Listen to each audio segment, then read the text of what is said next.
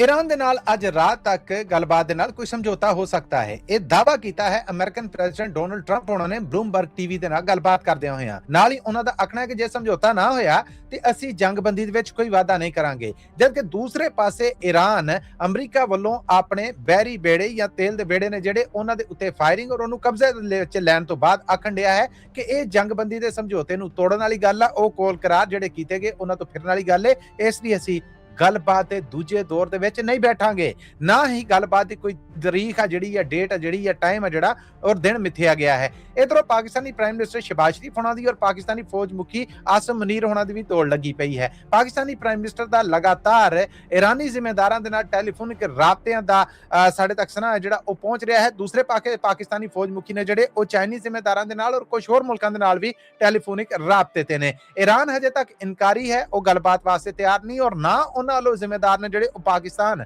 ਭੇਜਣ ਦੇ ਵਾਸਤੇ ਕੋਈ ਬਿਆਨ ਦਿੱਤਾ ਗਿਆ ਹੈ। ਜਦਕਿ ਅਮਰੀਕੀ ਪ੍ਰੈਜ਼ੀਡੈਂਟ ਡੋਨਲਡ ਟਰੰਪ ਹੋਣਾ ਦਾ ਆਖਣਾ ਹੈ ਕਿ ਇਸ ਵੇਲੇ ਸਾਡੇ ਜ਼ਿੰਮੇਦਾਰ ਨੇ ਜਿਹੜੇ ਉਹ ਪਾਕਿਸਤਾਨ ਪਹੁੰਚਣ ਵਾਲੇ ਨੇ ਔਰ ਗੱਲਬਾਤ ਜਿਹੜੀ ਉਹ ਸਿਰੇ ਲੱਗ ਜਾਏਗੀ। ਇਸ ਵੇਲੇ ਈਰਾਨ ਨੇ ਆਬਨਾਏ ਹਰਮ ਦੀ ਜਾਂ ਉਹ ਨਾਕਾ ਜਿਹੜਾ ਸਮੁੰਦਰੀ ਯੋਧੇ ਵੱਲੋਂ ਲਾਇਆ ਗਿਆ ਸੀ ਉਹਦੇ ਉੱਤੇ ਇੱਕ ਅਮਰੀਕੀ ਨਾਕਾ ਜਿਹੜਾ ਉਹ ਲੱਗਣ ਦੀ ਸਖਤ ਨਿੰਦਿਆ ਕੀਤੀ ਹੈ ਔਰ ਗੱਲਬਾਤ ਤੋਂ ਇਨਕਾਰ ਕਰ ਦਿੱਤਾ ਹੈ। ਉਹਦੇ ਕੁਝ ਘੰਟੇ ਬੜੇ ਖਾਸ ਜਾਣੇ ਜਾ ਰਹੇ ਨੇ ਜਿਨ੍ਹਾਂ 'ਚ ਉਮੀਦ ਕੀਤੀ ਜਾ ਰਹੀ ਹੈ ਕਿ ਜੇ ਈਰਾਨ ਗੱਲਬਾਤ ਵਾਸਤੇ ਮੰਨ ਜਾਂਦਾ ਹੈ ਤੇ ਫਿਰ ਇਹ ਮਹਿਫਿਲ ਦੁਬਾਰਾ ਇਸਲਾਮਾਬਾਦ 'ਚ ਸਜੇਗੀ।